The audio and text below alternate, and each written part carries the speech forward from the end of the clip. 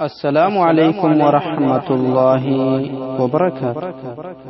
قرباتك وتجرت مكان إسا محمد جدا بشان نمت قرقرا اللي سقل كل كيس ديم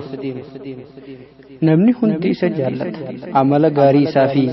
كل نسار ركنك قياتك موتي وهي نمت كنا واي سادقه اتعانا ساداتي تيمي محمد كل نافر فاتي جري بك بؤان سا تيمي نمت سن برباده هنگ قرباسن أرغت وقا أرغت موتيج محمد كل دان أكنا جرين حرام بودا فوقك يكس للغو ملي هجي بران قب كيسوما كي ينافو بافت نبوكي يوكين نمديتس محمد غمدي أفشر جري غرا جارتي ساتي جيبئي إشي غمتشيس واموتي ردقه كنان گویا برا افتا غاري افته ميلا ساداري كته غرا فوقي موتي تديم ايغسني غرا ما موتي شيني كيسومي سجل قب بشان سانو باسو جل قب وغو باسيرا وته موتي چمدي تاي سينا ساداتي في وان تيم بكم وان سقفالسو تيمتره گویا وغو تمره غلطه حجي سادا يوميا فدته غلا osoo akka kanatti jiranii yeroo hedduu osoo jiraatanii bakka bu'aa mootimichaa Muhammad qulqulluu kanatti hinaaf inni Muhammad mootummaa kanatti dhiyaachuu isaarra guyyaa boruu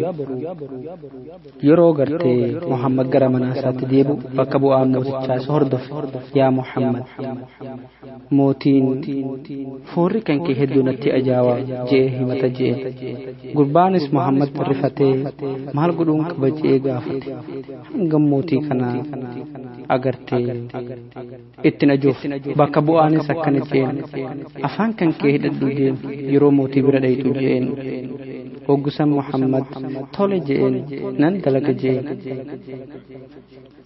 ganama yeroo gara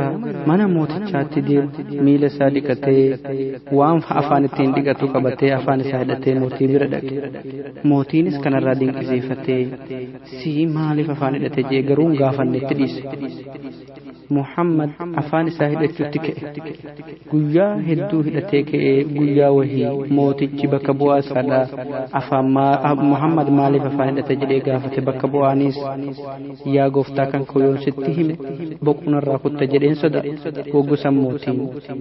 nageeyyummaan ana bira waa tokko sin godhu natti himi jedheen waggaasan bakka bu'aan Muhammad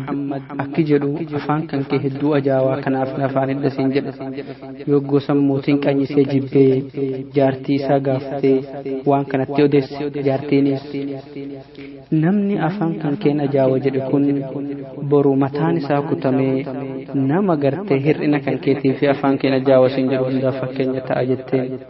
hogguusan dhugaa baanta jedheen guyyaa boruu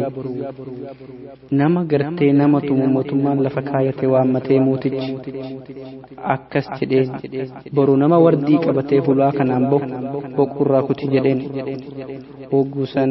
namichi bishaan obaasu Muhammad dhufee keessummaa keessummachiisee wagguu xumuree waggaa galuu ka'etti mootichi wardii abaaboo wayii kenneef hadiyyaa yeroo inni bahu ka'etti bakka bu'aa mootichaa inni sanarratti hinaafe sun dhufee yaa Muhammad eenyutti nasiif kenne jeen hogguusan Muhammad mootiitu naa kenne jeen hogguusan waziir yookiin bakka bu'aa mootii hinaafee anaatu fudhachuu qabaanaaf kenne jeen hogguusan kaaddaamichi sodaateetti kennee biraa gale hogguusan namtichi gartee boquu nama wardii baatee asiin baatu yoo agarte mataarraa kuti je'ameenii sun wariziiricha argee boqurraa kute borusanii Muhammad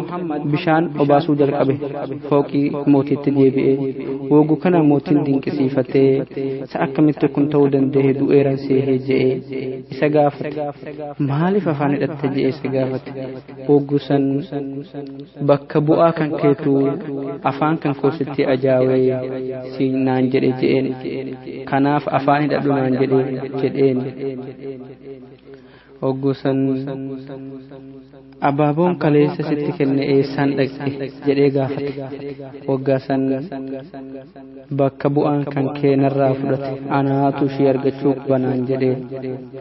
mootichi seeqee ehee dhugaadha isatu argachuu qaba abaaboon sun abaabottiin du'anii qalbii toluun waan argamu miti kanaafuu qalbii tola waggaa keessaan qulqulluu taate rabbiin ifaa fi way bakka ati hin beekne siif kenna namni si jaalata bakka ati hin beekne wanni ati haajantu bakka ati hin beekne sitti dhufa ergamaan rabbi sallallahu alaihi wasallam gaafatame eenyutu caala namarraa jedhe nama qalbiin isaa agartee qulqulluu ta'e ka afaan isaa dhugaa dubbata nama dhugaa dubbatu ni beeyna